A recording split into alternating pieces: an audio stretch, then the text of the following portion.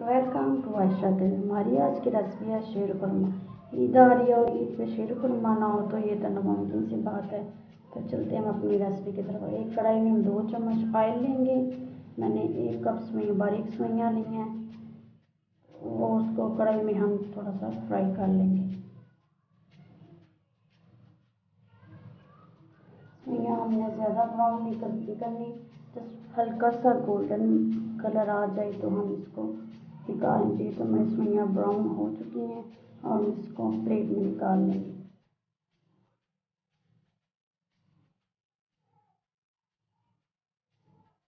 दूसरी तरफ मैंने 1 लीटर दूध लिया है, उसको हम अच्छी तरह बॉईल कर लेंगे और 2 सब्ज़ इलायची तोड़ के हम दूध में डाल देंगे।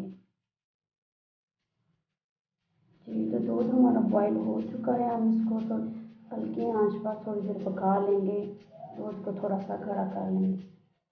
जी, तो हमारा दूध पक चुका है। उसके बाद मैंने 1 लीटर दूध लिया था, उसका आधा रह गया है। अब मैंने इसमें चीनी डालूँगी। मैंने 5 चम्मच चीनी ली है, आप अपने टेस्ट के हिसाब से कम या ज़्यादा कर सकते हैं। चीनी डालकर भी हम इसको थोड़ी देर मिक्स कर लेंगे ताकि चीनी इसमें हल हो जाए।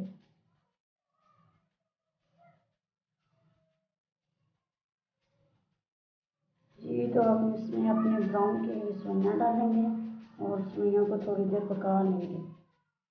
बहुत ईजी है, बहुत जल्दी से बन जाती है, बहुत मज़ेदार बनती है।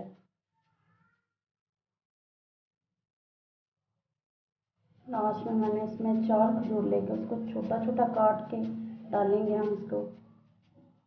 ड्राई फ्रूट में मैंने बादाम, पिस्ता, जो भी आपको अवेलेबल हो, इजीली घर में मौजूद हो, आप इसमें ड्राई फ्रूट यूज़ कर सकते हैं।